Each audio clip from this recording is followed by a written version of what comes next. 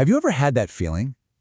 That sense that whatever you put out into the world, your energy, your actions, even just your quietest thoughts, somehow, some way, finds its way right back to you. Well, today, we're diving deep into that very idea. We're talking about this incredible feedback loop with the cosmos, the Cosmic Boomerang. Wow. This quote from Florence Scovel Shinn just nails it, doesn't it? The idea that life isn't just random chaos, but it's more like a mirror. What we throw out there, intentionally or not, is exactly what comes flying back. It's a pretty powerful thought, and honestly, a little intimidating, right? So that brings us to the big question. Is this just a nice little metaphor, or is there a real mechanism behind it all?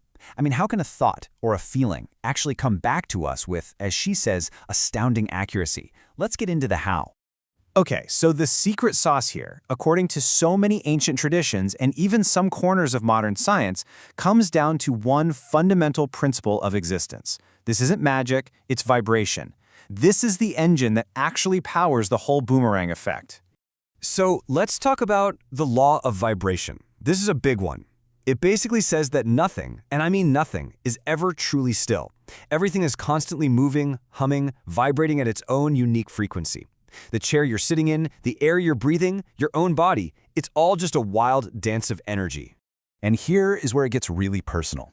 Your thoughts, they aren't just these passive, silent things happening inside your skull. No way. They are actual, distinct, energetic vibrations.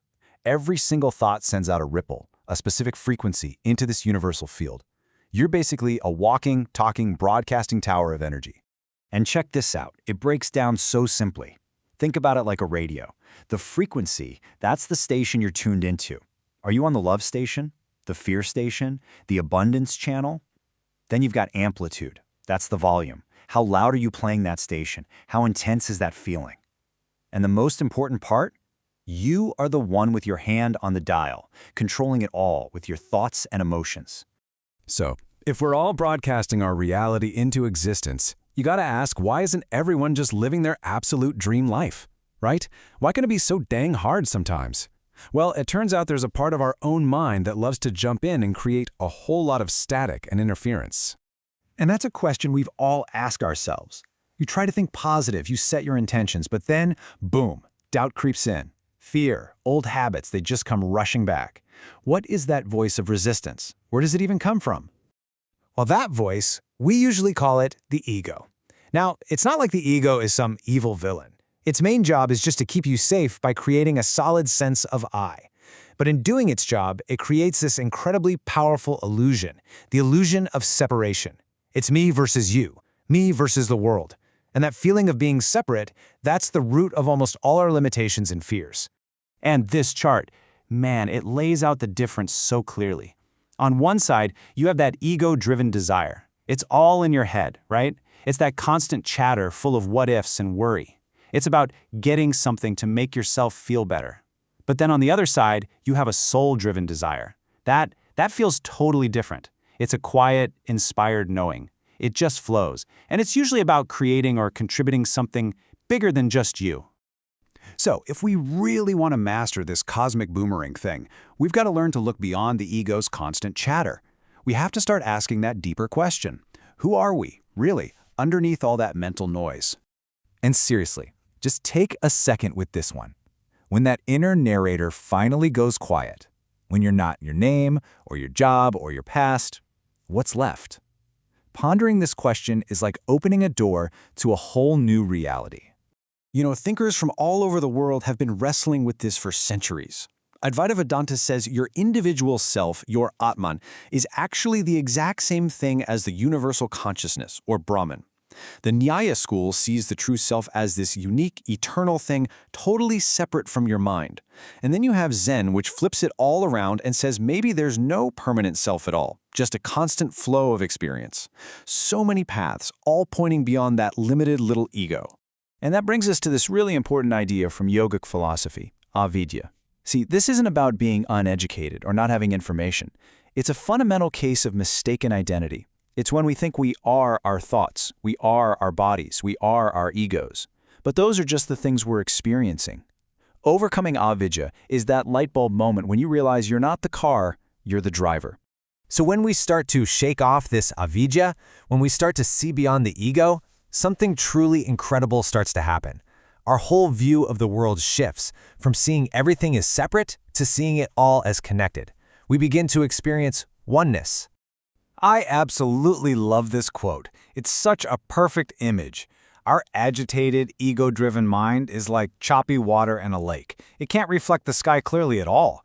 But when we find that inner stillness, that silence, the water becomes like glass, and we can finally see reality as it truly is, without all our own distortions messing up the picture. And in that stillness, the way we communicate just completely changes. It's no longer an ego echoing, trying to be better than everything it sees. Instead, you start seeing the self in all that you see. That quiet message you send out from your little corner of the universe, well, you start to hear the rest of existence replying. And its reply is so loudly silent, a deep knowing that you are one and the same. So, what does this state of oneness actually feel like? Well, it's that profound moment when you look at someone else and you see your own self looking back. You realize that all of this, all existence, is just one single reality. The walls the ego built just dissolve. And you become aware that this very awareness you're experiencing, that's all there is. It's everything. And this brings us right back to the beginning. The boomerang works, but it's not because it's traveling to some distant place called out there and then coming back. It works because there is no out there. It's all just one single interconnected whole. When you send out a vibration, you're not throwing something into the void. You're just causing a ripple in the very ocean you're a part of. Okay, so this all sounds amazing, but how do we actually get there? It can feel like a really simple path. First, just awareness. Start noticing the ego's voice without judging it. Second, find some silence. Create a little space to get beyond all that inner chatter. Third, begin the inquiry. Genuinely ask, who am I really? And finally, just observe. Start trying to see that one self in everyone you meet. And if you remember one thing from all of this, maybe let it be this beautiful line. You are not just some tiny, insignificant drop in a vast ocean. You are the entire ocean, perfectly contained within a single drop. So I'll leave you with this final thought. If you truly are the universe experiencing itself, if you are the ocean in a drop, then every thought you think, every word you speak, is an act of cosmic creation. It's the universe deciding what it will be next. So, the only real question left is, what will you choose to create?